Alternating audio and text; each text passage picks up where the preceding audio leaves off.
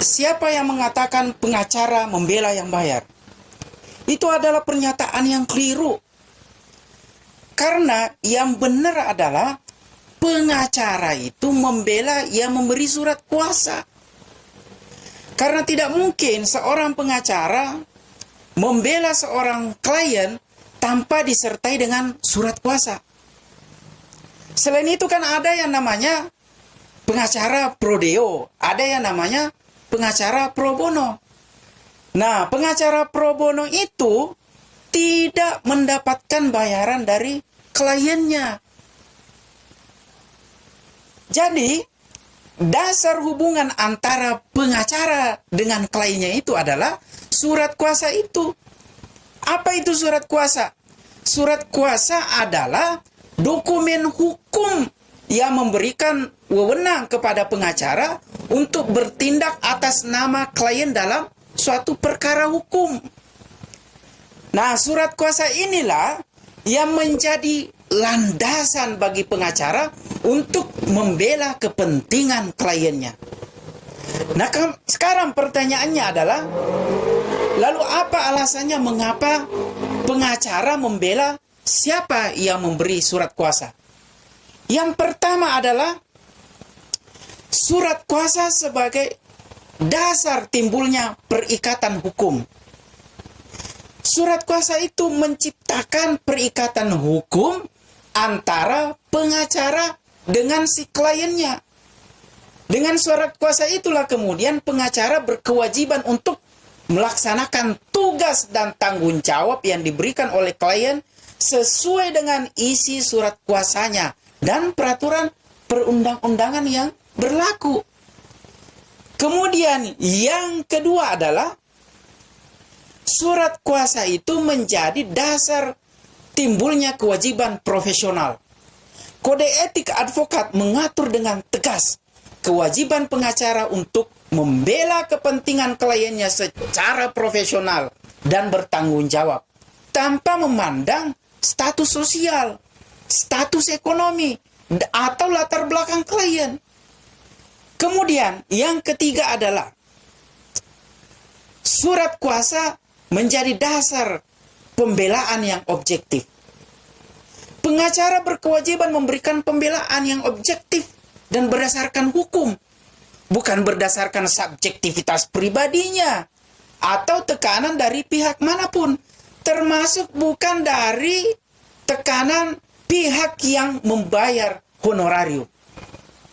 Kemudian yang keempat adalah surat kuasa menjadi dasar timbulnya hak dan kewajiban klien.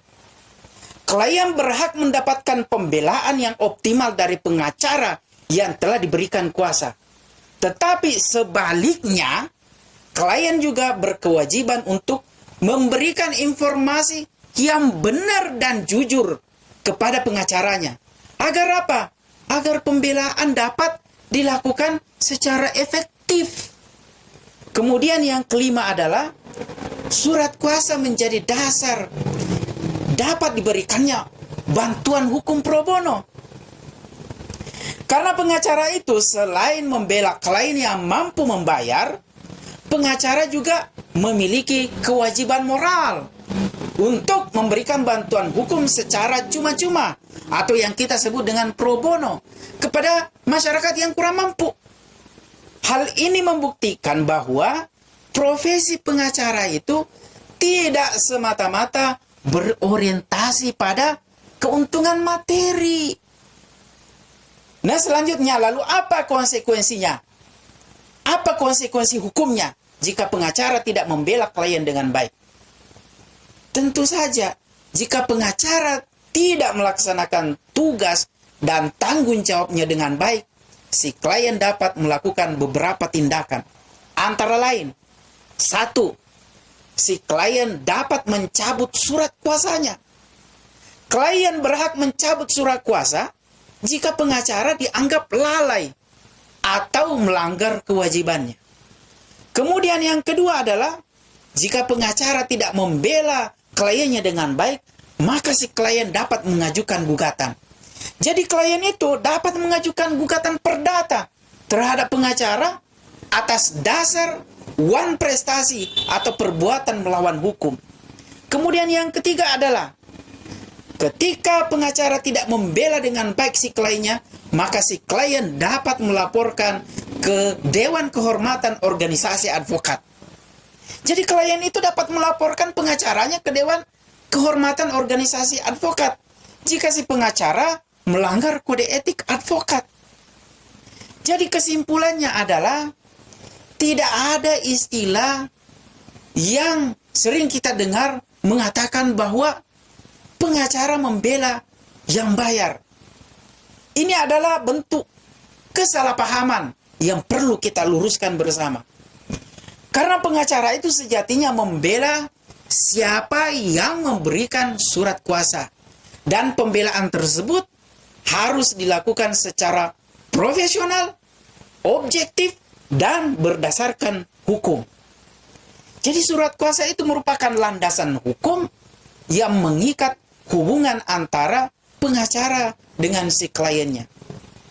Dan pengacara di sisi lain berkewajiban untuk menjalankan tugas dan tanggung jawabnya sesuai dengan isi surat kuasa dan peraturan perundang-undangan yang berlaku.